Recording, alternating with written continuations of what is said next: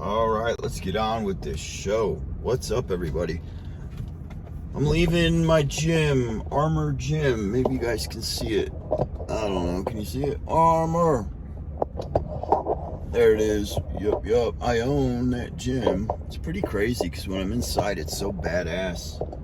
It's like, I can't believe I own that fucking place, man. It is so fucking amazing. It's like when you're vibrating at that higher level and everything is working for you because you've disconnected yourself from all the negativity at the base.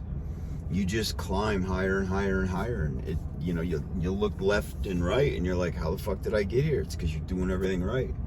When you're on the right fucking path, people, doors just open for you. When you're on the wrong path, you're kicking doors in that you shouldn't be even opening. Remember that. They slam in your face because you're on the wrong path. So I've got friends in New York. They were at that Saratoga show, the Worst of All Worlds tour with Sammy, butchering all the Van Halen tunes. And, when you're on YouTube, you have pretty much connections all over the country and in other countries. What up, my man? There he is. All right, brother.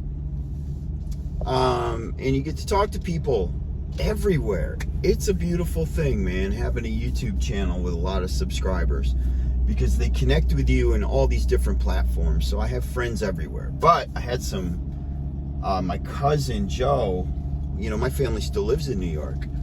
I moved. I'm out of New York. I'm in Alabama, where the sun shines around the clock.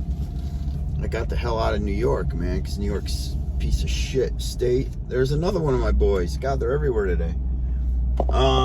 And he said, basically now Joe's a guitar player. He's coming from the same mindset. And he said it was such trash that they wouldn't tribute anything to Eddie. Like that's Eddie's band. That's his music. That's his talent. That's the skill level. He's taken guitar to a level that not many people, there's only like Jimi Hendrix, maybe Jimmy Page. There's only a couple people that rewrote the game. And Eddie's like right there at the top. He rewrote this shit.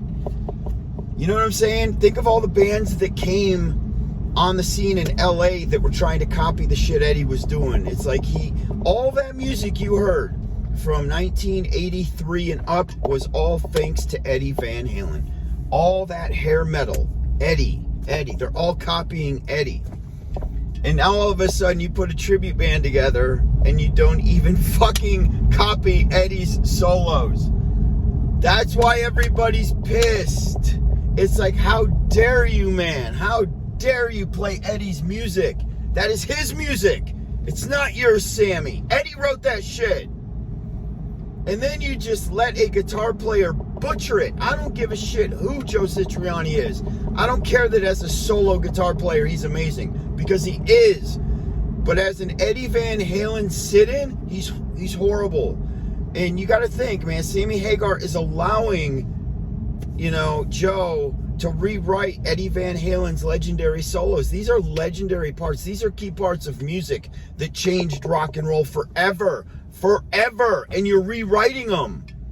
It's not just me. I got people at these shows saying the same damn shit. You're hearing Van Halen tunes that have been rewritten after Eddie Van Halen has died. And this guy's out there touring, butchering, and making money off of that shit. So, yeah, I won't pay a dime. I will never go see any of that bullshit. You know what I'm going to see? Alex Van Halen. Alex, please, bring in Nuno Betancourt. Bring in Nuno Betancourt. We don't care who you put on bass. And if you can get Dave, that would be amazing. If you can't get Dave, get Michael Starr from Steel Panther, because he can do Dave really good. Hey, get Satchel if you have to. Bring in a guitar player that has cut his teeth and loves Eddie Van Halen and has a passion for Eddie Van Halen and wouldn't do anything less than play his solos note for note. And then maybe, like, if it were Nuno Betancourt, he would just sprinkle a little Nuno in there. You'd maybe hear a little Nuno Betancourt here and there, which we would all love, but we don't want to hear Joe Citriani for the entire show. I don't want to hear Joe Citriani the entire night. And I'm hearing nothing Eddie. You're playing all Eddie's music, but I hear nothing Eddie. That's the bitch. That's what we're talking about. Nuno wouldn't do that. Satchel wouldn't do that. So, come on. Alex, push back, bro. And guys, just for the record, y'all know Alex Van Halen hates Sammy Hagar. He hates him with a passion. It runs deep, dark blood for Sammy. He will never do anything with Sammy Hagar again. Never. And it's because of all the shit Sammy said in his book about Eddie Van Halen. When Eddie Van Halen was down and out at his absolute worst, who throws him under the bus? Sammy fucking Hagar. That's what a piece of shit he is. So Alex will never do anything with him. Now you see why. You see why? Because he's out there whoring Eddie's music. He is out there he's just selling it. He's just selling a version of this legend just to make some fucking money and get out there and do it. You see now. You see what trash Sammy Hagar is and why Alex Van Halen absolutely despises him. And I'm on your side, Alex Van Halen. I am on your team with this, bro. All right, that's all I got to say. I will be forever pissed off about Sammy and him butchering this music. That's it. That's my point. That's my point of view. I'm a guitar player. I am a guitar player that got his very first guitar because of Eddie Van Halen. My first guitar, which was not a Kramer, but that came long after.